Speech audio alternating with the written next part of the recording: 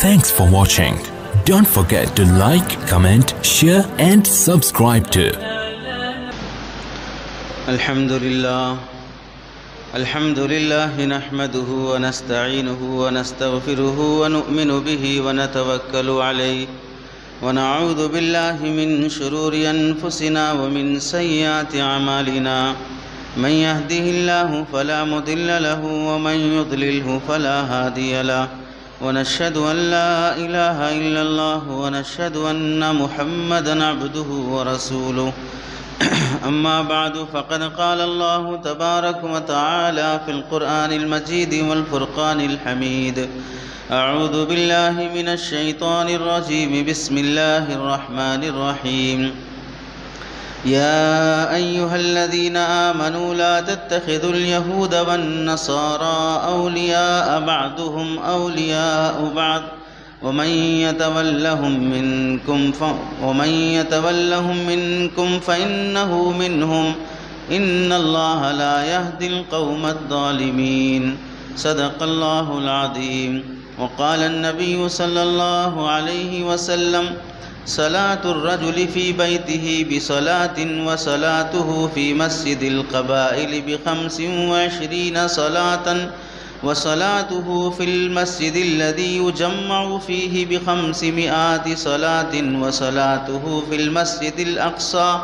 ب50,000 صلاة وصلاته في مسجدي ب50,000 صلاة وصلاته في المسجد الحرام ب100,000 صلاة أو كما قال النبي صلى الله عليه وسلم. اللهم صل على سيدنا محمد وعلى آل سيدنا محمد وبارك وسلم. اللهم صل على سيدنا محمد وعلى آل سيدنا محمد وبارك وسلم. اللهم صل على سيدنا محمد وعلى آل سيدنا محمد وبارك وسلم. میرے محترم عزیزوں، بزرگوں اور دوستوں، قرآن مجید کی آیت اور حدیث پاک کی روشنی میں آپ حضرات کے سامنے جو بات عرض کرنی ہے، ساری دنیا جانتی ہے موجودہ حالات فلسطین پر، غزہ کے علاقے پر مسلمانوں کے ساتھ کیسے مظالم کے پہاڑ توڑے جا رہے ہیں، اور ظالم دہشت گرد حرام نسل سے پلا ہوا اسرائیل اور اس حرام نطفے سے جنم دیا ہوا امریکہ، سب سے بڑا دنیا کا دہشت گرد جو ان ظالم طاقتوں کی مدد کر رہا ہے، ایسے موقع پر ہم مسلمانوں کی کیا ذمہ داریاں بنتی ہیں؟ قرآن مجید کی آیت میں اللہ رب العزت ارشاد فرماتے ہیں: یا ایھا الذین آمنوا، اے ایمان والوں، لا تتخذوا الیہود والنصارى اولیاء، یہودیوں کو، اسرائیلیوں کو اور کرسچن کو اپنا دوست نہ بناؤ، جگری دوست نہ بناؤ، دلی تعلق نہ رکھو، اپنا رازدار نہ بناؤ، ان سے کسی بھی طرح کا معاملہ کرنا، قلب و نگاہ سے محبت کرنا، فکر و نظر میں ایسا تعلق کہ ان سے تاثر پیدا ہو جانا، اور سماجی زندگی میں ان کی مماثلت اختیار کرنا، مالی معاملات میں ان سے تعلقات رکھنا، یہ سب چیزیں لا تتخذوا الیہود والنصارى اولیاء میں شامل ہیں کہ تم یہودیوں سے ایسی دوستی نہ کرو جسے سماج دوستی کہتا ہے. جیسے ہمارے ملک کے بارے میں بھی مشہور ہے کہ یہاں کی حکومت اسرائیل سے بڑی دلی دوستی رکھتی ہے، وہاں کے نظام کو لے کر یہاں مسلمانوں پر تنگ کرنے کی پلاننگ کرتی ہے. CA/NRC کے ذریعے سے جہاں فلسطین کے مسلمانوں کو ان کی خود اپنی زمین تنگ کی جا رہی ہے، اسی قانون کے ذریعے سے یہاں کے مسلمانوں کو تنگ کرنے کی کوششیں کی گئیں اور کی جا رہی ہیں. ویسی دوستی مسلمانوں کی یہودیوں سے رکھنا ناجائز اور حرام ہے. اللہ رب العزت کیا فرماتے ہیں؟ بعضهم اولیاء بعض، وہ خود آپس میں ایک دوسرے کے دوست ہیں. اس کی مثال اللہ فرماتے ہیں کہ یہودی سے بھی دوستی نہ کرو، اسرائیل سے دوستی نہ کرو، کرسچن عیسائیوں سے دوستی نہ کرو، کیونکہ عیسائی اور یہودی دونوں آپس میں ایک دوسرے کے دوست ہیں۔ اس کی مثال دیکھیے، ماضی میں حضرت مریم رضی اللہ تعالیٰ عنہا پر تہمت لگانے والی قوم یہودیوں کی ہے، جنہوں نے اپنی زبان سے صاف کہا کہ حضرت مریم نعوذ باللہ ثم نعوذ باللہ وہ زانیہ ہیں، زنا کی ہیں۔ یہ تہمت یہودیوں نے حضرت مریم پہ لگائی، جن مریم کی عظمت اسرائیل، نصارہ اور عیسائی لوگ کرتے ہیں اور ان کی تصویر اپنے چرچ میں لگاتے ہیں، اور بلکہ انہیں خدا کی بیٹی تک کہتے ہیں۔ اور پھر دوسرا یہی یہودی ہیں جو حضرت عیسیٰ علیہ السلام کو قتل کرنے کی تیاری کی اور اپنے حساب سے انہوں نے حضرت عیسیٰ کو قتل بھی کر دیا، سولی بھی دے دیا، یہی یہودی ہیں۔ تیسری بات، ہٹلر عیسائیوں کا حکمران بادشاہ تھا، اس نے عیسائیوں کی حکومت میں اپنے دور میں 60 لاکھ یہودیوں کو قتل کیا۔ ادھر یہودیوں کو عیسائیوں نے قتل کیا، ادھر یہودی نے عیسائیوں پر حضرت مریم پہ تہمت لگائی، حضرت عیسیٰ کو قتل کرنے کی کوشش کیا۔ ان سب کے باوجود بھی آج امریکہ اور اسرائیل دونوں ایک دوسرے کی بہنیں بنی ہوئی ہیں، ایک دوسرے کی رکھیل بنے ہوئے ہیں، ایسا ایک دوسرے کا خیال کرتے ہیں جیسا کہ کوئی ماں اپنے بیٹے کا خیال کرتی ہو، چاہے وہ بیٹا حرام زادہ ہی کیوں نہ ہو،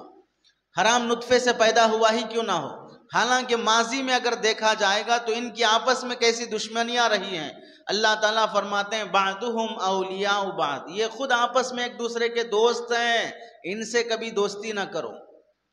اور آگے فرمایا وَمَن يَتَوَلَّهُم مِّنكُمْ فَإِنَّهُ مِنْهُمْ، اور جو تم میں سے کوئی ان سے دوستی کرنے لگے گا، ان سے تعلقات شروع کرے گا، تو اسے کان کھول کے سن لینا چاہیے، وہ بھی یہودی ہے، وہ بھی عیسائی ہے۔ بظاہر وہ مسلمان دکھ رہا ہے، بظاہر وہ توپ پہنے ہوئے، جبہ پہنے ہوئے، رومال ڈالے ہوئے عربوں کے صحابہ کے لباس میں دکھ رہا ہے، لیکن اندر سے وہ یہودی اور عیسائی بن چکا ہے۔ اور آگے اللہ فرماتے ہیں وَاللَّهُ لَا يَهْدِي الْقَوْمَ الظَّالِمِينَ، ظالم قوموں کو اللہ تعالیٰ کبھی ہدایت نہیں دیتے ہیں۔ اس میں اللہ نے بہت عجیب بات فرمائی، ظالم کبھی سیدھے راستے پہ نہیں آ سکتا، کبھی انسانوں کے دل میں وہ جگہ نہیں بنا سکتا۔ چنانچہ تاریخ گواہ ہے، اللہ تعالیٰ کافروں کو اسلامی ملک میں رہنے کی اجازت دیتے ہیں۔ چنانچہ مسلم کنٹریز میں، اسلامی ملک میں، اللہ کے نبی کے زمانے میں، حضرت عمر کے زمانے میں، خلفائے راشدین کے زمانے میں کئی غیر مسلم اسلامک کنٹریز میں رہتے تھے، ذمی بن کر، ویزا لے کر، امن حاصل کر کے۔ یہاں کے ہندوستانی مسلمان دوسرے کنٹریز میں جا کر ویزا لے کر رہتے ہیں 2 سال 4 سال کے لیے، ویسا سالوں کے لیے غیر مسلم اسلامک کنٹریز میں رہا کرتے تھے صحابہ کے زمانے میں بھی۔ معلوم یہ ہوا کہ صحابہ اپنے زمانے میں جنگ کرتے ہوئے غیر مسلموں کو اپنے علاقے میں رہائش دیتے تھے، ان کی حفاظت کرتے تھے، دشمنوں کو ان پر حملہ کرنے نہیں دیتے تھے، حتیٰ کہ ان کو عبادت کرنے کی بھی کھلی عام اجازت تھی، وہ پوجا کرتے تھے، شرک کرتے تھے۔ لیکن کافروں کو صحابہ نے برداشت کیا، لیکن ظالموں کو کبھی برداشت نہیں کیا ہے۔ ظالم چاہے وہ اسلامک کنٹری میں ہو، مسلمان ہو، غیر مسلم ہو، کافر ہو، پرانا مسلمان ہو، نیا مسلمان ہو، پرانا کافر ہو، نیا کافر ہو، لیکن اللہ نے ظالم کو کبھی برداشت نہیں کیا ہے۔ تو اللہ تعالیٰ فرماتے ہیں وَاللَّهُ لَا يَهْدِي الْقَوْمَ الظَّالِمِينَ، ظالموں کو کبھی اللہ تعالیٰ سیدھا راستہ نہیں دکھائیں گے، ان کے مسلمانوں اور انسانوں کے دل میں کبھی ان کی محبت نہیں پیدا کریں گے۔ دوسری آیت میں اللہ رب العزت ارشاد فرماتے ہیں انما ينهاكم الله عن الذين لم يقاتلوكم في الدين عن الذين قاتلوكم في الدين واخرجوكم من دياركم وظاهروا على اخراجهم ان تولوهم ومن يتولهم فاولئك هم الظالمون۔ آپ فرماتے ہیں انما ينهاكم الله، اللہ تعالیٰ تمہیں منع کرتے ہیں، روکتے ہیں، عن الذين قاتلوكم في الدين، ان لوگوں سے تعلق مت رکھو، ان لوگوں سے تعلق رکھنے سے اللہ صاف منع کرتے ہیں جو لوگ تمہیں دین کے معاملے میں جنگ کر رہے ہیں، تمہارے دین کی وجہ سے تم سے لڑ رہے ہیں کہ تم مسلمان ہو، تم فلسطینی ہو، تم اسلام اور قبلہ بیت المقدس کی تم حفاظت کر رہے ہو، ایسی دینی وجہ کی وجہ سے اگر تم سے کوئی جنگ کر رہا ہو تم ان سے ہرگز تعلق نہ رکھو، ان سے دوستی نہ کرو۔ آگے فرمایا وَأَخْرَجُوكُم مِّن دِيَارِكُمْ، اور جو لوگ تمہیں تمہارے شہروں سے نکال رہے ہیں، فلسطینیوں کے ان کی اپنی زمین سے اسرائیل یہودی نکال رہے ہیں۔ 1947 میں جو فیصلہ ہوا تھا بین الاقوام کی طرف سے کہ فلسطین کی 58% زمین وہ فلسطینیوں کو دی جائے گی، بقیہ 42% زمین وہ اسرائیلیوں کو دی جائے گی، ہوتے ہوتے 58% زمین جو بین الاقوامی طور پر طے کی گئی تھی آج وہ ہوتے ہوتے 20% رہ گئی ہے۔ اس پر اسرائیل بقیہ پر بھی قبضہ کرنے کی چکر میں ہے۔ اب انہی کو ان کی زمین سے نکالنے کے لیے بچوں پر، عورتوں پر، ہاسپٹلوں پر، اسکولوں پر، گھروں پر، فلیٹس پر، ہر وہ جگہ جہاں پر کوئی انسان رہ سکتا ہے سب پر بمباری کر کے سب کو خالی کرانے کے ظلم کی انتہا، درندگی اور حیوانیت کی انتہا پر آ چکا ہے۔ نہ اخلاق ہے، نہ انسانیت ہے، نہ بین الاقوامی قوانین کا لحاظ ہے، نہ جنگی قانون کی پاسداری ہے، سب سے حیوان بن کر جو جنگل کے درندوں سے بھی بڑا درندہ اسرائیل بنتے جا رہا ہے۔ اللہ تعالیٰ فرماتے ہیں وَأَخْرَجُوكُم مِّن دِيَارِكُمْ، جو تم سے تمہاری زمین چھین رہا ہے، ایسے ناجائز حرام کے نطفے سے پلے ہوئے لوگوں سے تعلق نہ رکھو۔ آگے فرمایا وَظَاهَرُوا عَلَىٰ إِخْرَاجِهِمْ، اور سنو جو ان کی مدد کرتے ہیں تم مسلمانوں کو تمہاری زمین سے نکالنے کے لیے، ایک تو نکالنے والے اور نکالنے کے لیے جو مدد کر رہے ہیں، ایسے کمینے لوگوں سے بھی تعلق نہ رکھو۔ اور آپ اس موقع پر سمجھ سکتے ہیں کہ آج فلسطینیوں کو ان کی زمین سے نکالنے کے لیے اسرائیل کوشش میں لگا ہوا ہے اور اس کا ساتھ دینے والا ناجائز دہشت گرد امریکہ بھی اس کا ساتھ دے رہا ہے۔ تو اب اس میں اللہ فرماتے ہیں وَظَاهَرُوا عَلَىٰ إِخْرَاجِهِمْ، جو نکالنے میں مدد کرنے والے ہیں ان سے بھی ہرگز تعلق نہ رکھو۔ آگے فرمایا وَمَن يَتَوَلَّهُمْ فَأُولَٰئِكَ هُمُ الظَّالِمُونَ، اور جو ان سے تعلق رکھے گا، دوستی کرے گا اور ان کے ہاں میں ہاں ملائے گا،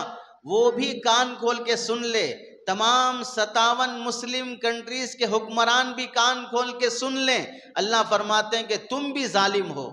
جو نکالنے میں ساتھ دے رہے ہو تم بھی ظالم ہو، جو دم دبا کے خاموش بیٹھے ہو اور ظلم کے خلاف آواز نہیں اٹھاتے ہو، اللہ فرماتے ہیں تم بھی ظالم ہو جو مدد کرنے میں برابر کے شامل ہیں۔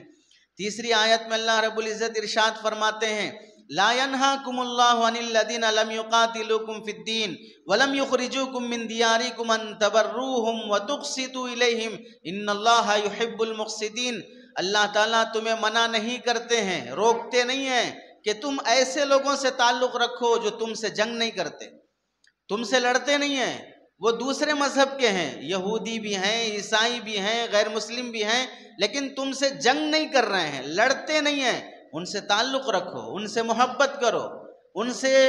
شریعت کی پاسداری اور حدود کا لحاظ رکھتے ہوئے ان سے اپنے معاملات نبھانے کی بھی اجازت ہے۔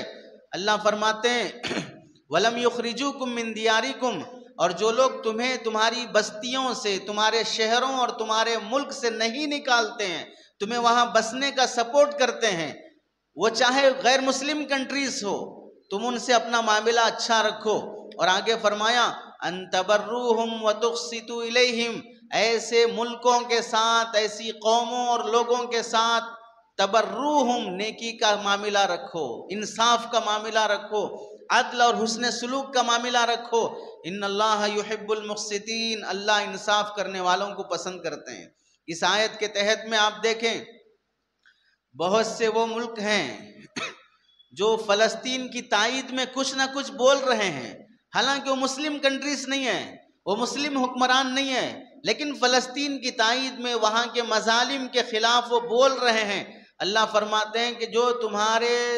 مظلوم کی حمایت کرے، تمہیں ساتھ دے، تمہیں اپنی زمین سے نہ نکالے، تم سے دشمنی نہ کرے، تم ایسے لوگوں سے تعلق رکھو، چاہے وہ تمہارے مذہب کا نہ ہو، چاہے وہ مسلمان نہ ہو۔ تو کیا تعلیم فرمائی؟ ہر زمانے میں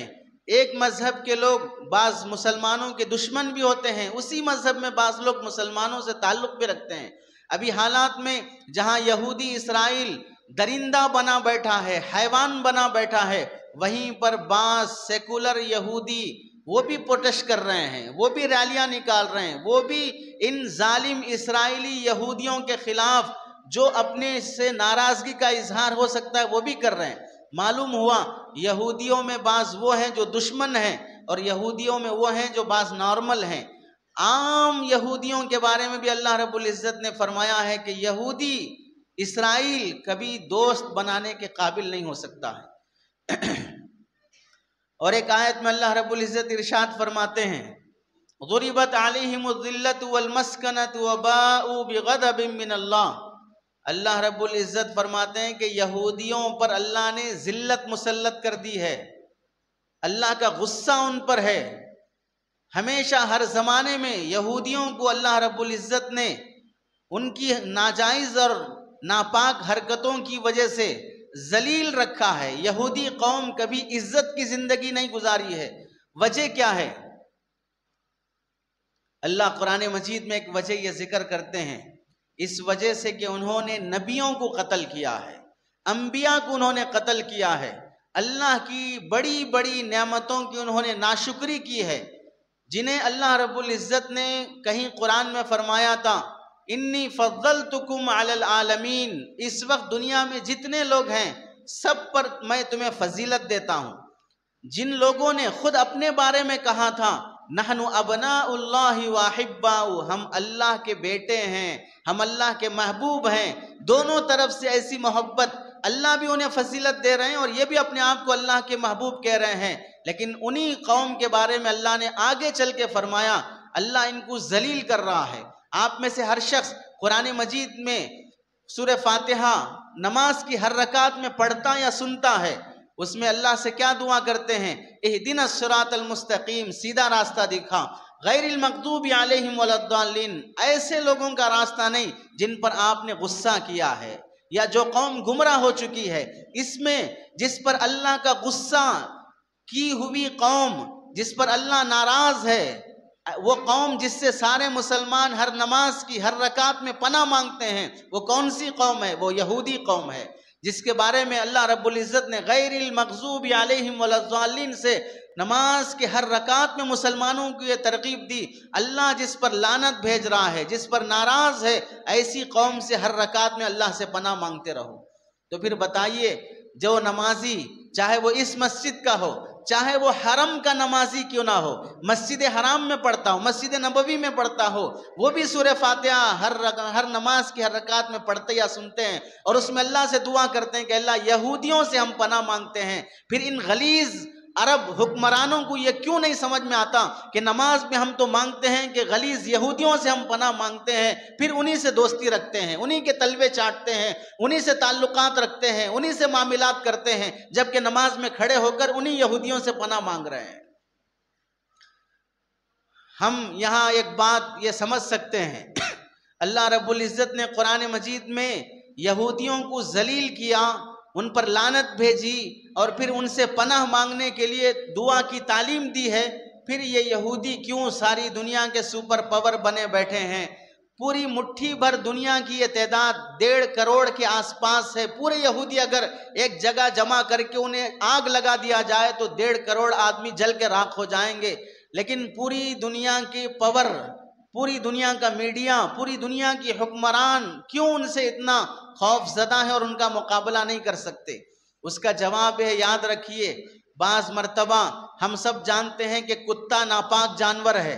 وہ اگر برتن میں منہ ڈال دے تو اسے 3 مرتبہ سے لے کر 7 مرتبہ دھونے کا حدیث میں حکم ہے، لیکن پھر بھی بعض مرتبہ کتوں کو پالنا پڑتا ہے، کتوں کو پالا جاتا ہے۔ پالنے کا مطلب یہ نہیں کہ کتا پاک ہو گیا، کتا اب حلال ہو گیا، پالا جائے گا بعض وجوہات کی وجہ سے، لیکن پھر بھی وہ ناپاک رہے گا، پھر بھی وہ غلیظ رہے گا۔ ایسے ہی اس وقت اللہ تعالیٰ یہودیوں کو دولت اور ذہانت دے کر انہیں ترقی دیے ہیں، اس کا مطلب یہ نہیں کہ وہ عزیز ہو گئے، وہ پیارے ہو گئے، پھر بھی وہ ذلیل اور ناپاک قومی ہے۔ اور دوسری وجہ، بعض مرتبہ کوئی عزت دار انسان ایسی حرکت کرتا ہے جو ذلیل لوگ کرتے ہیں، جو گھٹیا قوم کے لوگ کرتے ہیں، گھٹیا ذات کے لوگ جو کام کرتے ہیں، اونچی ذات کا آدمی اگر وہ گھٹیا حرکت کرنے لگتا ہے تو اللہ تعالیٰ ویسی ذات والوں کو سزا دینے کے لیے نیچی ذات والوں کو بڑا کرتے ہیں، پالتے ہیں، تاکہ تم انہیں سزا دو، کیونکہ ان کی حرکتیں ذلیل لوگوں کی حرکتیں ہیں۔ چنانچہ اگر کوئی سردار خاندان کا، بادشاہ کے خاندان کا شہزادہ ایسی گھٹیا حرکت کر دے جو دھیڑ اور چمار اور دلت قوم کرتی ہے، تو پھر اسے سزا دینے کے لیے کوئی دوسرا بادشاہ نہیں آئے گا، اسے دھیڑ اور چمار اور گھٹیا ذات کے آدمی سے جوتے مروائے جائیں گے، کیونکہ تم نے حرکت ویسی کی ہے۔ تو آج اللہ تعالیٰ یہودیوں کو جو زندہ رکھے ہیں، عزت دار قوم، عرب حکمران اور عرب کے مسلمان، یہ صحابہ کی اولاد سے شمار ہوتے ہیں، عزت کے خاندان سے ہیں، لیکن ان کی گھٹیا حرکتیں اتنی ہیں، اللہ ان کو جوتے مروانے کے لیے یہودیوں کو زندہ رکھا ہے۔ نچلی ذات اور گھٹیا ذات والوں کو زندہ رکھیں تاکہ عزت دار لوگوں کی ناجائز اور حرام کی حرکتیں جب ان سے صادر ہوں، انہیں سزا دینے کے لیے ایسی گھٹیا قوم کو زندہ رکھا جائے۔ اور پھر تاریخ بھی گواہ ہے،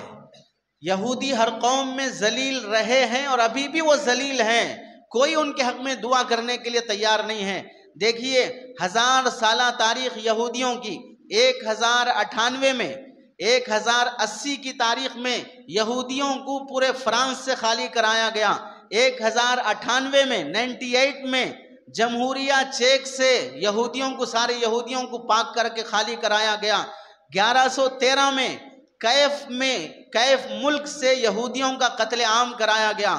1147 میں فرانس سے پھر یہودی آ کر جمے تو پھر وہاں سے نکال کر بھگایا گیا، 1171 سے پھر اٹلی سے یہودیوں کو خالی کرایا گیا، 1188 میں انگلینڈ سے پورے یہودیوں کو خالی کرایا گیا،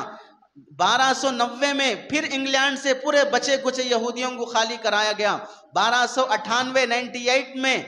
سوئٹزرلینڈ سے 100 یہودیوں کو پھانسی دے کر سزائے موت سنائی گئی، 1306 میں فرانس سے 3000 یہودیوں کو زندہ جلایا گیا، 1391 میں اسپین سے 30,000 یہودیوں کو پھانسی دے کر ختم کیا گیا، 1394 میں فرانس سے پھر سارے یہودیوں کو خالی کرایا گیا، 1407 میں پولینڈ سے پورے یہودیوں کو خالی کرایا گیا کہ تمہیں یہاں رہنے کی اجازت نہیں ہے، تم ایسی ذلیل قوموں جہاں رہو گے وہاں خراب کر دو گے، وہاں کا ماحول برباد کر دو گے۔ پھر 1496 میں پرتگال سے پورے یہودیوں کو نکالا گیا، 1516 میں پھر پرتگال سے نکالا گیا، 1541 میں آسٹریلیا سے پورے 1555 یہودیوں کو نکالا گیا، پرتگال میں جو یہودی بچے تھے ان کو بھی نکالا گیا،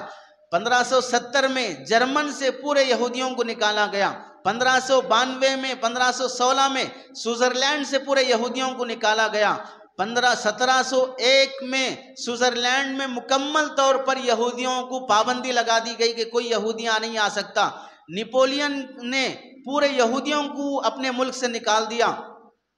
جرمن میں 1933 میں ہٹلر نے پورے یہودیوں کا قتل عام کر کے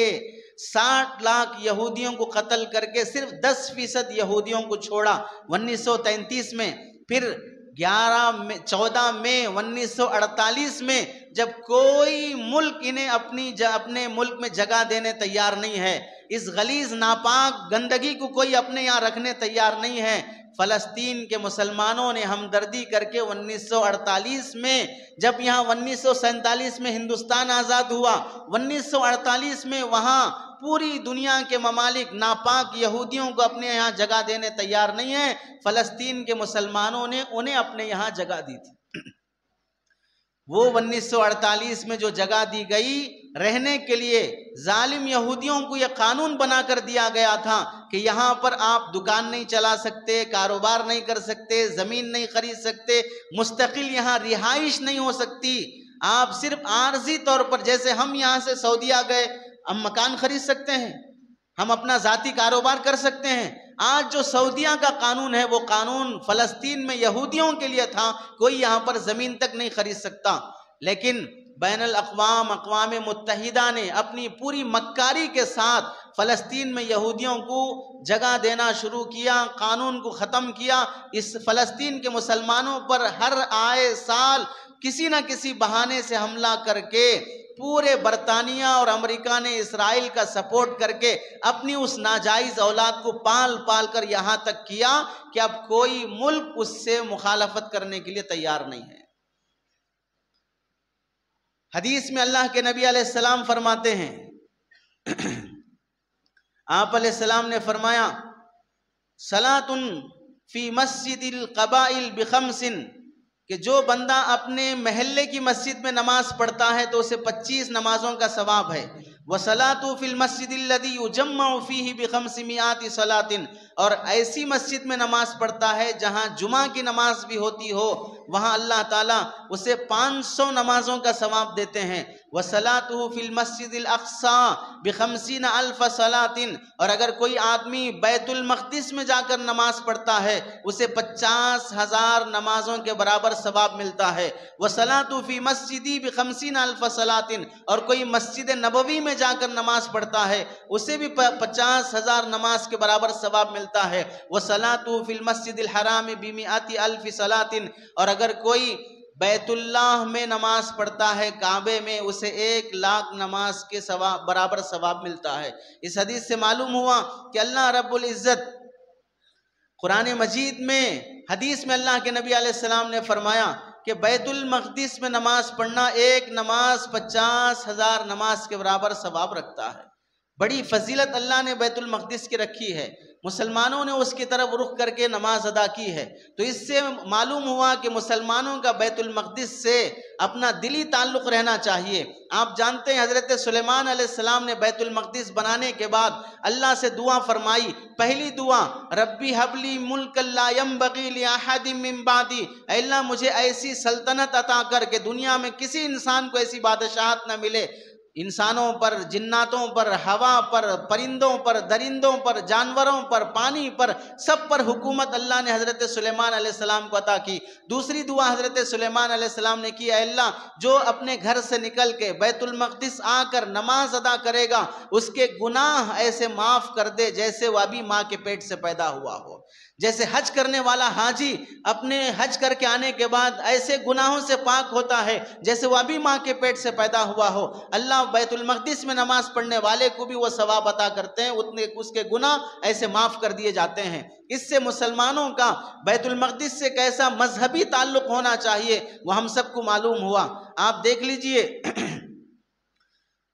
13 دن سے غزہ کے مسلمانوں پر، غزہ کے رہنے والے مسلمان فلسطینیوں پر جو بمباری اور میزائل عام رہنے والے شہریوں کے ساتھ جو معاملہ کیا جا رہا ہے، دنیا جانتی ہے۔ اب تک 3,500 مسلمان فلسطینی شہید ہو چکے ہیں۔ اسرائیل کی بربریت اور ان کی حیوانگی اور درندگی کی وجہ سے بچوں اور عورتوں سمیت اب تک 13,000 سے زائد فلسطینی زخمی ہو چکے ہیں، اور اب تک ان 13 دنوں میں غزہ کے علاقے میں رہنے والے، پناہ لینے والے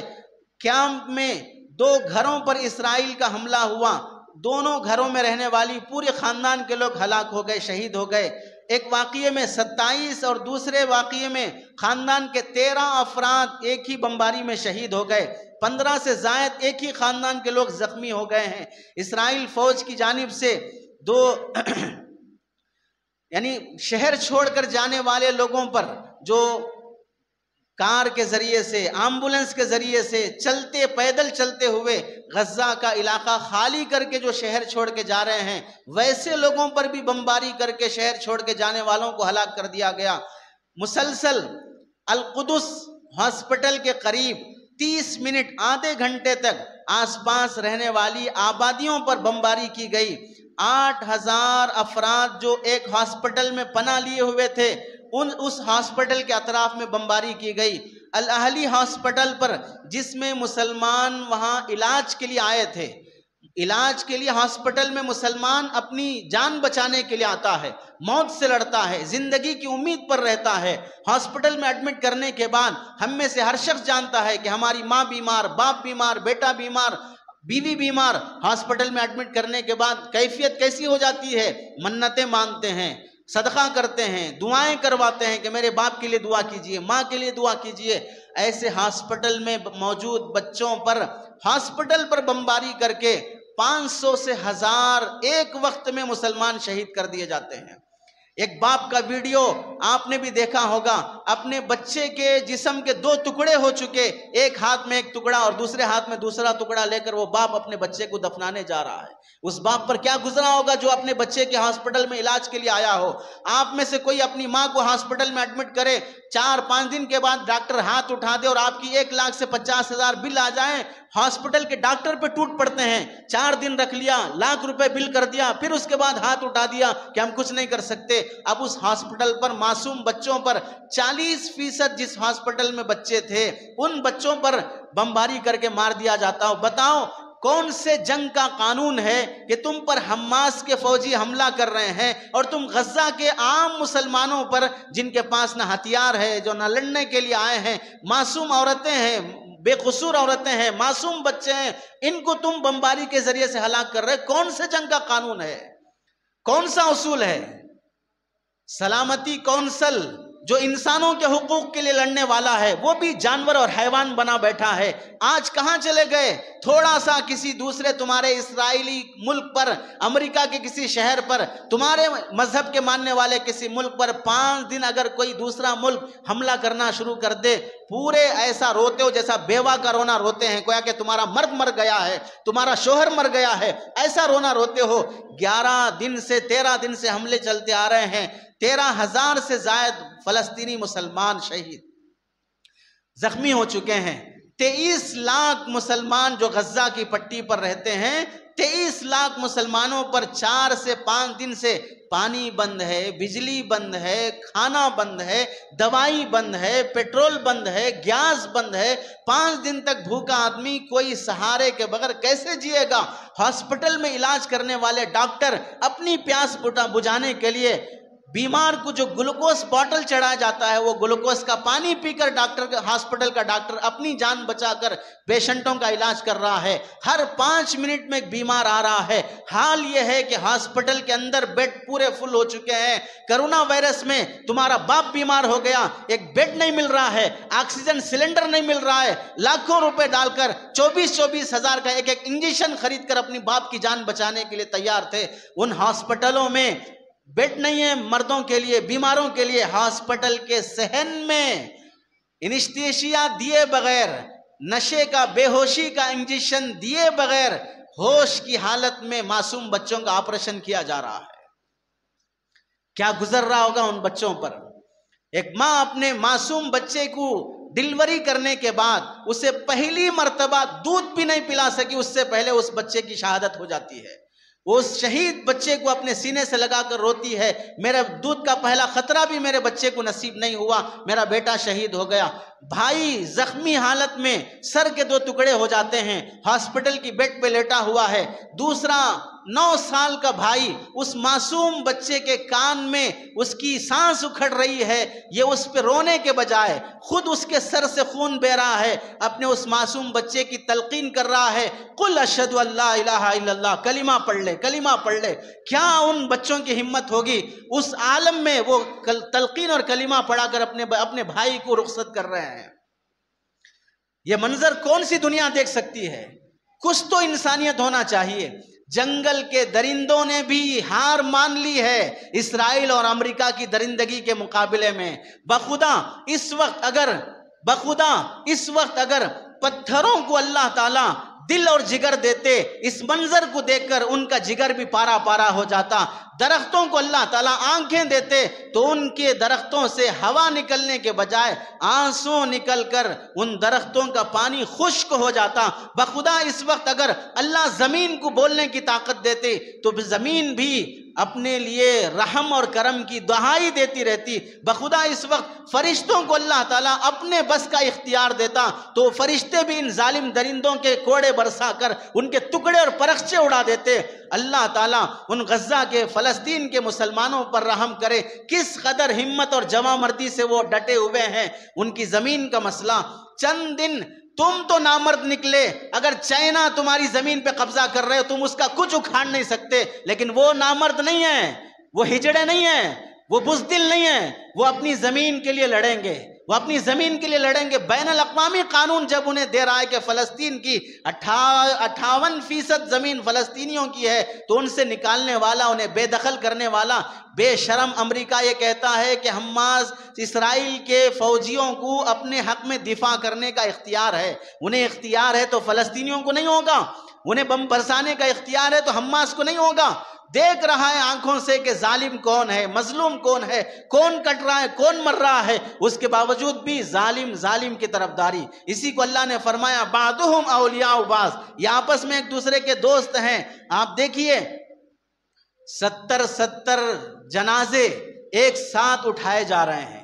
دفنانے کے لیے کتنی قبریں کھودی جائیں، لمبا گڑھا کھود کر لاشوں کو لائن میں لٹا کر ایک ساتھ بلڈوزر کے ذریعے سے مٹی ڈالی جا رہی ہے۔ آپ نے کبھی چاہا کہ آپ کے باپ کو ایسے دفن کیا جائے؟ مسلم حکمران، سعودی کا بادشاہ، کویت کا بادشاہ، یہ لوگ چاہتے ہیں کہ انہیں ایسی موت آئے، ایسے انہیں دفنایا جائے۔ کیسے مسلم حکمران ہیں؟ شرم آتی ہے انہیں مسلم حکمران بولتے ہوئے بھی۔ غزہ کی اس پٹی پر کیسے معصوم کو ایک قبر میں، ایک چھوٹے سے گڑھے میں باپ، بیٹا اور چھوٹا معصوم 4 سال کا بچہ ایسے لٹایا جا رہا ہے جیسے بچہ رات میں سو گیا تو اسے اٹھا کر کسی ماں کی گود میں لٹایا جاتا ہے، ویسے اسے قبر میں لے جا کر لٹایا جا رہا ہے۔ ایک معصوم بچہ جسے 2 سال سے 1.5 سال کا بچہ ہے، لیکن ماں شہید ہو گئی، باپ شہید ہو گیا، وہ 2 سال سے 1.5 سال کا بچہ بچ گیا جو اپنی ماں کو پکار رہا ہے، دودھ کے لیے ترس رہا ہے۔ ہاسپٹل کا ڈاکٹر اس بچے کے سینے پہ تسلی ہاتھ پھیرتے ہوئے سورہ فاتحہ پڑھ کر سناتا ہے، تو سورہ فاتحہ پڑھتے پڑھتے اس بھوکے پیاسے بچے کو قرآن کی لوری میں وہ پیاس مٹ جاتی ہے اور وہ سورہ فاتحہ سنتے سنتے سو جاتا ہے۔ کیسی مائیں وہاں کی ہوں گی، اس عالم میں بھی اپنے بچوں کو قرآن کی لوریاں سناتے ہوئے وہ سلاتی ہیں، وہ گانے اور میوزک سنا کر سلاتی نہیں ہے، تبھی وہ بچہ قرآن سن کر سونے کا عادی تھا۔ آپ جانتے ہیں حماس کا سربراہ جو اسماعیل ہنیہ نام کا ہے، اس کے گھر پہ بمباری ہوئی، گھر کے 14 افراد، بیٹا بیٹی، پوتا پوتی، نواسا نواسی، 14 افراد ایک لمحے میں شہید ہو گئے۔ اس میں وہ بچہ بھی تھا۔ جب فرانس غلیظ نے قرآن مجید کی گستاخی کی تھی تو اسماعیل ہنیہ نے اس وقت قسم اٹھائی تھی، قرآن کی گستاخی کے مقابلے میں اپنی قوم کے 1000 بچوں کو حافظ قرآن بنا کر دکھاؤں گا۔ اس نے اپنے قوم کے بچوں کو حافظ بنانا شروع کیا۔ اس کے اپنے بیٹے کو 40 دن میں حافظ قرآن بنا کر دکھایا۔ وہ 40 دن میں قرآن حفظ کرنے والا بچہ بھی اس حملے میں شہید ہو جاتا ہے۔ کتنے معصوموں کی جان جا رہی ہے، کتنے بے قصور لوگوں کی جان جا رہی ہے۔ ہاسپٹل کے اس بیڈ پر جس پہ پیشنٹ لٹائے جاتے ہیں، 7-8 بچے مر گئے، انہیں لٹا کر ہاسپٹل کا ڈاکٹر پریشان ہو کر اس ظلم کی دہائی دے رہا ہے کہ ان معصوم بچوں نے تمہارا کیا بگاڑا تھا جس پر تم بمباری کر رہے ہو۔ ایک بڑی ویان میں 60 افراد پر مشتمل، جس میں 55 خواتین ہیں، 2 مرد ہیں، بقیہ بچے ہیں۔ اب وہ گاڑی حماس غزہ کا علاقہ چھوڑ کے جا رہی ہے، اسرائیل اس گاڑی کو بم سے اڑا دیتا ہے، 55 عورتیں اور بقیہ سارے بچے اس میں مر جاتے ہیں۔ ان عورتوں کا کیا قصور ہے؟ ان بچوں کا کیا؟ یہ جنگ کا کوئی اصول ہے؟ جنگ ایسے لوگوں سے لڑی جاتی ہے، پھر تم اسرائیل کو سپر پاور مانتے ہو۔ ارے عورتوں پہ ہاتھ اٹھانے والے، بچوں پہ ہاتھ اٹھانے والوں کو ہماری قوم ہجڑا کہتی ہے، تم اسے سپر پاور سمجھتے ہو، نامردوں کو اپنا حکمران اور اپنا بادشاہ بنا کے بیٹھے ہو۔ اس غزہ کے علاقے پر آپ دیکھیے، جنین بچہ ہمارے سے تو دیکھا نہیں گیا، ابھی پیٹ میں موجود بچہ، اس ہاسپٹل پر بمباری ہوئی، پیٹ میں پیدا ہونے والا بچہ جسے ایک شخص نے ہاتھ میں اٹھایا، اس جنین کے پیٹ میں موجود 5 سے 6 مہینے کے بچے کے 2 ٹکڑے ہو جاتے ہیں۔ آپ بتائیے اس پیٹ سے جنم لینے والے معصوم بچے کا کیا قصور ہے؟ دل نرم نہیں ہوتا، رونے کے لیے من نہیں کرتا کہ ایسے مظالم دیکھے جا رہے ہیں؟ پھر اس کے باوجود بھی وہ میڈیا، جو حکومت کی گود میں بیٹھ کر وطی کرانے کے لیے بھی تیار ہے، پھر وہ کہتے ہیں کہ حماس کو، غزہ کو خالی کر دینا چاہیے۔ کیسے وہاں پر جمے ہوئے ہیں، حماس دہشت گرد ہے، فلسطینی مسلمان دہشت گرد ہیں۔ مر رہا کون ہے، مارتا کون ہے، مظلوم کون ہے، ظالم کون ہے، معلوم ہونے کے باوجود بھی میڈیا کے وہ اینکر، تمہاری ماں نے تمہیں کیسے جنا ہوگا، تم کس نطفے سے پیدا ہوئے ہوگے، اتنے مظالم دیکھنے کے بعد بھی تمہارا دل یہ گوارا نہیں کر رہا ہے ہماری زبانوں سے حق کے دو بول نکلے، انسانیت کی طرفداری میں دو باتیں ہم کہیں، ابھی بھی تم اسی ہڈی کو چاٹ رہے ہو جو تمہارے حکمران تمہیں کتا بنا کر ڈال رہے ہیں، ابھی بھی انسان ہو کر بھی انسانیت کا سپورٹ کرنے کے لیے تیار نہیں ہو۔ مسلمان کتنے مظالم دیکھے گا۔ اب آپ دیکھ لیجئے ہاسپٹل کا منظر، جس نے وہ ویڈیو دیکھا ہوگا، فلسطینیوں کی محبت، فلسطین، اپنے وہاں رہنے والے فلسطینیوں کا آپ حال جان سکتے ہیں۔ آپ دیکھیے دنیا میں کوئی ملک ایسا نہیں ہے جس نے اپنے ملکی ترانے میں دہشت گردی والے الفاظ استعمال کیا ہو۔ تنہا اسرائیل ایسا ملک ہے جو اپنے قومی ترانے میں ایسے الفاظ استعمال کرتا ہے جو ایک ٹیررسٹ یوز کرتا ہے، اس کا ترانہ ہی دہشت گردی پر ہے، پھر کہتے ہیں کہ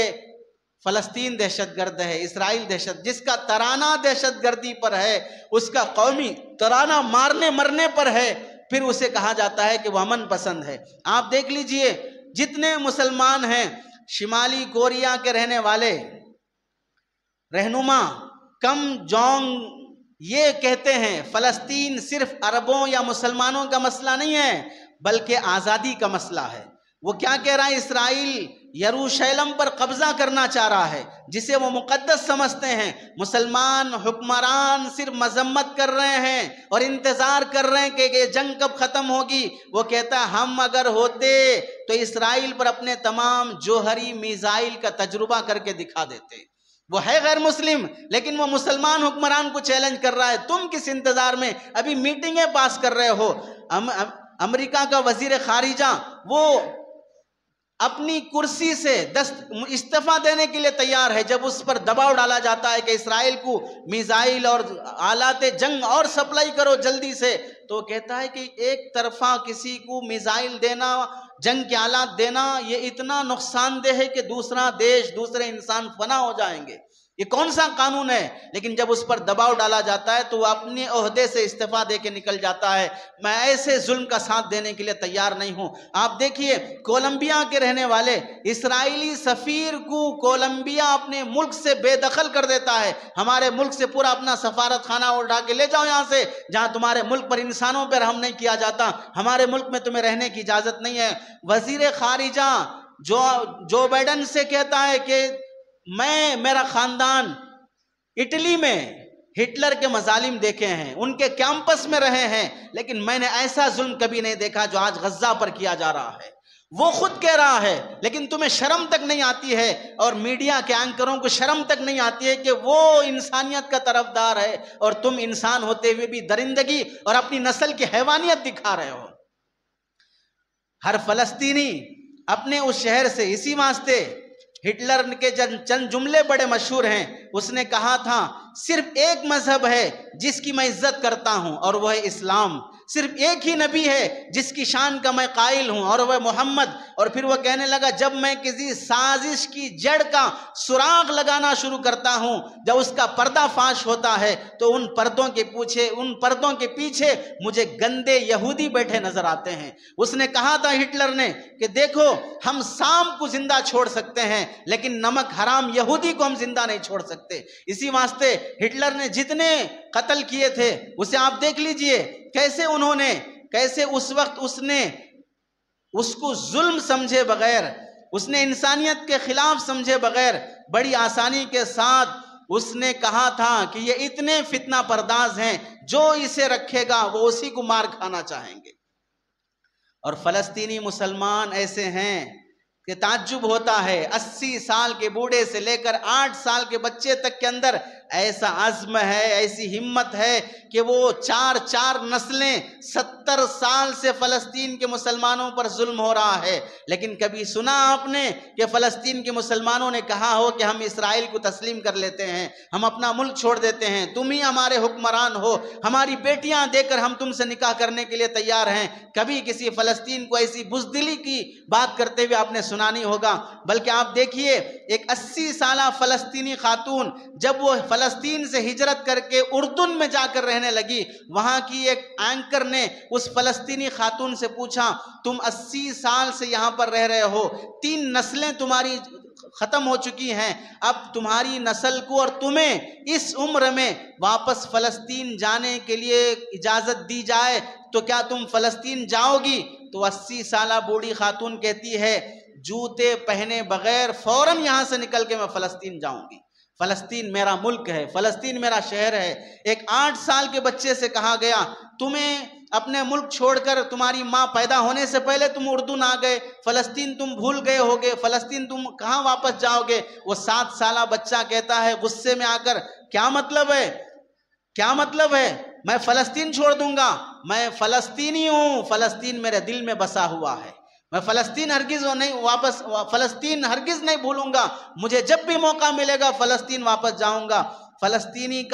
فلسطین جہاں جہاں ہجرت کر کے جاتے ہیں ان کا عجیب کارنامہ یہ ہے، وہ چاہے گھر میں ہو چاہے کیمپ میں ہو، ہر گھر کی دیوار پر ایک خالی چابی لٹکاتے ہیں۔ اس اینکر نے جب پوچھا یہ چابی کی کیا علامت ہے، وہ کہتے ہیں کہ ہمارا مکان فلسطین میں ہے، اس پر یہودیوں کا قبضہ ہے، لیکن چابی ہمارے پاس ہے۔ ہم اپنی نسل سے کہتے ہیں مکان چاہے کسی کے قبضے میں ہو، چابی ابھی بھی تمہارے ہاتھ میں ہے، موقع ملے تو جا کے اپنا گھر کھول لو، موقع ملے تو اپنے گھر واپس جاؤ۔ فلسطین مہاجر جس ملک میں سفر کر کے جاتے ہیں اپنے گھر کی دیوار پر فلسطین کا نقشہ لگاتے ہیں۔ فلسطین کا نقشہ لگانے کے بعد اس نقشے میں ان کا گاؤں کوسا ہے، ان کا گھر کس گلی میں ہے، وہاں مخصوص نشان لگاتے ہیں، اور وہ ہر سال مئی کے مہینے میں اپنا قومی دن مناتے ہیں، اور اس قومی دن میں جتنے فلسطین جس شہر میں بھی ہوں سب ایک جگہ جمع ہو کر ان کے بوڑھے لوگ اپنی تاریخ بیان کرتے ہیں کہ فلاں سال میں فلاں جنگ ہوئی تھی، ہم ایسے ہجرت کر کے آئے، ہمارا گاؤں کا نام یہ ہے، ہمارا محلہ یہ ہے، ہمارا گھر یہ ہے، ہماری پراپرٹی یہ ہے، جب بھی اللہ تمہیں طاقت دے تو اپنے ملک واپس جانا، اپنے شہر واپس جانا۔ اس طرح وہ جذبے کے ساتھ فلسطین شہر کو اپنے دل میں بسائے ہوئے ہیں۔ فلسطینیوں کو جس ملک میں اردن میں فلسطینی سفر کر کے جاتے ہیں، ہجرت کر کے جاتے ہیں، وہاں کی نیشنلٹی انہیں وہاں کے حکمران دینے تیار ہیں، لیکن نہیں، ہم فلسطینی بن کے رہیں گے تمہارے ملک میں، لیکن ہم کہلائیں گے فلسطینی۔ اگر یہاں کی نیشنلٹی نہیں ملے گی تمہیں بچوں کو اسکول میں پڑھانے کی اجازت نہیں ہوگی، تمہیں یہاں کی نوکریاں نہیں ملیں گی، یہاں کا ہیلتھ کارڈ نہیں ملے گا، ہمیں کچھ نہیں چاہیے، بس ہمیں فلسطینی ہونے کا لقب چاہیے، ہمیں فلسطینی ہونے کا لقب۔ ایسا جذبہ لے کر جو قوم جی رہی ہے، آپ بتائیے وہ بیت المقدس کی حفاظت، وہ فلسطین کے روئے زمین کے ارض مقدس کی حفاظت، انبیاء کی زمین کی حفاظت کا ایسا جذبہ لیے ہوئے ہیں، اور ان پر ایسے مظالم توڑے جا رہے ہیں، پھر بھی حال یہ ہے کہ مسلمان حکمرانوں کو جون تک نہیں رینگتی ہے کہ ہم کیا کر رہے ہیں۔ ادھر دوسرے لوگ ترس کھا رہے ہیں، اپنے اسرائیلی سفیر کو اپنے ملک سے ہٹا دیا، امریکی وزیر خارجہ استعفیٰ دینے تیار ہے، وہ درد اور غم سنانے تیار ہے، لیکن ابھی ہمارے مسلمان حکمران سعودی ولی عہد وہ بیان دیں گے غزہ کے شہریوں پر نشانہ بنانا بہت گھناؤنا جرم ہے۔ تم بتانے کی ضرورت ہے، نامرد کہیں گے تم بتاؤ گے یہ جرم ہے، ساری دنیا بول رہی ہے کہ یہ جرم ہے، تمہارے پاس اتنے جنگی آلات، تم نیوم شہر بنانے کے لیے پیسہ لٹانے تیار، تم اپنی فوج اسرائیلی فوج رکھنے تیار، کعبے کا ہر سال غلاف بدلنے کو تم نیکی سمجھتے ہو، تم اپنی سرزمین میں آنے والے حاجیوں کی خدمت کرنے کو نیکی سمجھتے ہو، بلا شبہ یہ نیکی ہے۔ اس سے بڑی نیکی ان شہید مسلمانوں کی مدد کرنا، ان فلسطین مسلمانوں کی مدد کرنا۔ تمہیں شرم نہیں آتی؟ اپنے شہر میں 11 فلم تھیٹر تم کھولتے ہو، تمہیں شرم نہیں آتی؟ صحابہ کی اولاد کہلاتے ہوئے تم اپنے اس شہر میں شراب خانے کھولتے ہو، ناچنے والوں کو بلا کر نچاتے ہو۔ ایک وہ ارض مقدس ہے جہاں پر رہنے والا ہر معصوم بچہ اپنے سجدوں میں اپنی ماؤں کی گود میں قرآن کی اور بیت المقدس کی عظمت لیے ہوئے جیتا ہے۔ کتنا فرق ہے وہاں کے مسلمانوں میں۔ اور آپ دیکھ لیجئے، جو بائیڈن امریکہ کا حکمران اسرائیل کے حکمران کو گلے لگا رہا ہے، نیتن یاہو کو، کیا ہمت ہے کسی مسلمان حکمران میں کہ فلسطین کے صدر محمود عباس کو اپنے سینے سے لگائے اور ایسی طرفداری دکھائے کہ ہم تمہارے ساتھ ہیں؟ باطل کا ساتھ دینے تیار ہے۔ لیکن تعجب یہ ہے کہ مسلمان اپنے مسلم کنٹریز کا اور مسلمان حکمرانوں کا ساتھ دینے تیار نہیں ہے۔ اور تعجب کی بات ہے، غزہ کی پٹی 25 میل لمبی اور 7 میل چوڑی ہے۔ غزہ دو طرف اسرائیل، غزہ کے دو طرف اسرائیل ہے اور ایک طرف سمندر ہے اور ایک طرف ایجپٹ ہے، مصر ہے۔ اب غزہ کے لوگ اگر نکلنا ہے، دو طرف اسرائیلی فوج ہے، نہیں نکل سکتے، ایک طرف سمندر ہے اور سمندر میں بھی جہاں بین الاقوامی سرحدیں جہاں تک شروع ہوتی ہیں وہاں تک اسرائیلیوں کا قبضہ ہے۔ سمندر کے راستے سے بھی نہیں جا سکتے، ایجپٹ کے راستے سے ہی جا سکتے ہیں۔ لیکن ایجپٹ، مصر جو کبھی فرعون کا شہر تھا، آج اگر وہ مسلمانوں کا شہر ہے، لیکن ہم کہتے ہیں کہ آج بھی وہاں کے حکمران فرعون سے بدتر ہیں، آج بھی وہاں فرعونیت بسی ہوئی ہے۔ اس مصر کے سرحد سے 13 دن ہو گئے، مختلف ملکوں کے لوگ دوائیاں لے کر، غذائیں لے کر، عام شہری پانی کے بوتل لے کر سرحد پر کھڑے ہیں، لیکن تم اسے جانے کی اجازت تک نہیں دیتے ہو، تم اسے وہاں سے دوائیاں اور غذائیں پہنچانے تک کے لیے تیار نہیں ہو۔ ادھر غزہ چاروں طرف سے اسرائیل کے گھیرے میں ہے، تو غزہ خطرے میں ہے، فلسطین خطرے میں ہے۔ اور آپ دیکھیے فلسطین جس طرح خطرے میں ہے، اسی طرح اسرائیل کو بھی دیکھیے۔ اسرائیل آس پاس میں اگر دیکھا جائے گا، اسرائیل وہ شہر بھی یہودیوں کا، وہ بھی چاروں طرف سے مسلم کنٹریز کے اطراف میں گھرا ہوا ہے، چاروں طرف سے۔ آپ دنیا کا نقشہ زوم کر کے دیکھیں گے، اسرائیل کے مغرب میں سمندر ہے اور غزہ کی پٹی ایک طرف ہے، مشرق میں اردن ہے، شمال میں ملک شام ہے، لبنان ہے، جنوب میں مصر ہے، یہ بھی مسلم کنٹریز ہے۔ اس سب کے علاوہ تھوڑا آپ اسرائیل کی پٹی کو دیکھیں گے، اسرائیل کو دیکھیں گے تو اس کا نقشہ مراکش سے لے کر تیونس، الجیریا، لیبیا، مصر، سوڈان، اردن، سعودی عرب، یمن، عمان، متحدہ عرب امارات، کویت، بحرین، قطر، عراق، شام، لبنان، ترکی، آذربائیجان، ایران، افغانستان، ازبکستان، تاجکستان، پاکستان تک یہ سارا مسلم کنٹریز میں گھوما ہوا ہے۔ پہلے زمانے میں کہا جاتا تھا اسرائیل مسلم کنٹریز کے درمیان میں اتنا چھوٹا ہے، سارے مسلم کنٹریز کے مسلمان اگر اس پر تھوک بھی دیں گے تو ایسی طوفان آئے گا کہ وہ تھوک میں ڈوب کر مر جائے گا۔ ہم کہتے ہیں کہ اگر سارے مسلم حکمران اور وہاں کی عوام اسرائیل پر اگر پیشاب کر دے تو ایک سیلاب آ جائے گا جس میں وہ بہہ کے چلا جائے گا، لیکن سب نامرد بنے بیٹھے ہیں۔ کسی کو ہمت نہیں ہے کہ اسرائیل سے یہ تک کہہ سکے کہ جب تک تم 1948 کے حساب سے بین الاقوامی قانون کے مطابق جو تمہیں سرحد دی گئی تھی وہ فلسطین کا ایریا خالی کر کے اپنی سرحد پر واپس جب تک نہیں جاؤ گے ہم تمہیں تیل نہیں دیں گے، ہم تم سے کوئی بزنس کا معاملہ نہیں کریں گے، اتنا جملہ تک نہیں کہہ سکتے۔ ایسی نامرد مسلم حکمران ہیں۔ حکمرانوں کو شرم آتی ہوگی یہ کہتے ہوئے جن کے باپ دادا جو عزت انہیں دے کر گئے ہیں وہ اپنے ایسی ذلیل حرکتیں مسلمانوں کے ساتھ کر رہے ہیں۔ آپ دیکھ لیجئے مسلمانوں کی حکمرانی کا عالم بھی عجیب ہے۔ امریکہ کا سپورٹ، لبنان خطرے میں، کہہ رہے ہیں کہ لبنان آگے حملے میں آئے گا، سعودیہ، امریکہ یہ سب کہہ رہے ہیں ہمارے شہری وہاں سے نکل جائیں، اپنے شہریوں کی فکر ہے۔ 13,000 زخمی مسلمان، اور تو اور اس قدر تعجب کی بات ہے، آپ دیکھیے اس 13 دن میں 55 خواتین اور بچے ایک بس میں مارے گئے۔ غزہ کی اسرائیلی سرحدوں پر رہنے والے مسلمانوں کو کتنا نقصان ہوا؟ 4,500 مکانات بمباری سے گرا دیے گئے، 4,500 مکانات، 12,000 گھروں کو تباہ کر دیا گیا۔ ایک تو بلڈنگیں جو بڑی بڑی بلڈنگیں فلیٹس میں رہتی ہیں، فلیٹس کی شکل میں رہتی ہیں، 4500 ویسے بڑی بڑی بلڈنگیں گرا دی گئیں، اور 12000 چھوٹے چھوٹے انڈیویجل جو مکانات ہوتے ہیں انڈیپینڈنٹ، وہ سارے مکانات 12000 مکانات گرا دیے گئے۔ مالی نقصان، جانی نقصان، اور مسلمان ایک ہفتے سے پانی کے لیے ترس رہا ہو، غذا کے لیے ترس رہا ہو، اپنے ہاتھوں سے اپنے بچوں کی لاشیں اٹھا رہے ہوں، یہ سب دیکھنے کے بعد بھی اتنی شرم نہیں آتی ہے کہ ہم کس کا ساتھ دے رہے ہیں، اتنی شرم نہیں آتی ہے کہ یہ تک کہہ سکے اصل دہشت گرد کون ہے، اصل ٹیررسٹ کون ہے، کیا فلسطینی مسلمان ہیں یا اسرائیل اور امریکہ ہے؟ کون اصل ٹیررسٹ ہے؟ ان ہندوستان کے میڈیا اینکروں کو بھی دکھائی نہیں دے رہا ہے کہ کون حق پر ہے، کون ظالم ہے۔ ہاں، جس دن آئے گا کہ کوئی نہ کوئی بادشاہ تم پر مسلط ہوگا، اور اس حدیث پر ہمیں 100% یقین ہے جس میں اللہ کے نبی نے فرمایا تھا،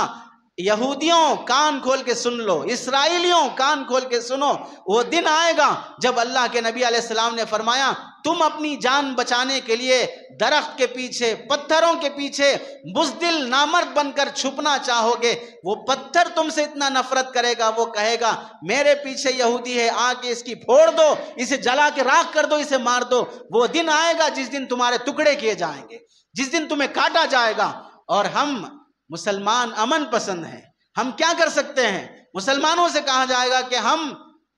انڈیا میں رہتے ہیں،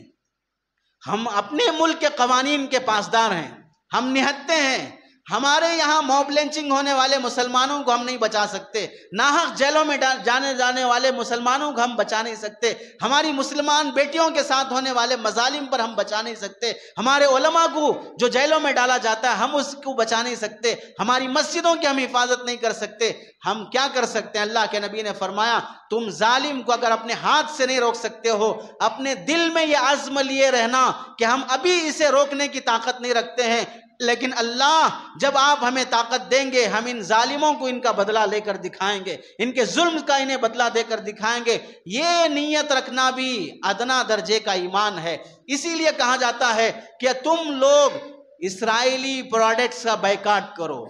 ایک بات کی قسم کھا لو کہ تم سافٹ ڈرنکس نہیں پیو گے، کوکو کولا، پیپسی، اسپرٹ، جو چیزیں ہیں یہ تم نہیں پیو گے، ایک بات کی قسم کھا لو۔ لوگ کہتے ہیں ان کے پروڈکٹس کا بین لگانے سے کیا ہوگا، ان کی تجارت کا کیا نقصان ہوگا، انہیں سپورٹ کرنے والے ہزاروں لوگ ہیں۔ پاگل کی اولاد، جو کہا جا رہا وہ کرو، تم اس کا بائیکاٹ کرو، نقصان ہونا نہیں ہونا الگ بات ہے۔ تمہارا اپنے بھائی سے جھگڑا ہو گیا، بہن سے جھگڑا ہو گیا، پڑوسی سے جھگڑا ہو گیا، اس کے گھر میں شادی ہو رہی ہے، وہ کھانے کی دعوت دے رہا ہے، تمہیں آپس میں دشمنی ہے، نفرت ہے، تو اس کی دعوت میں تم شریک نہیں ہوتے، اس سے بات نہیں کرتے، تم دعوت میں نہیں گئے تو اس کی دعوت نہیں ہوگی،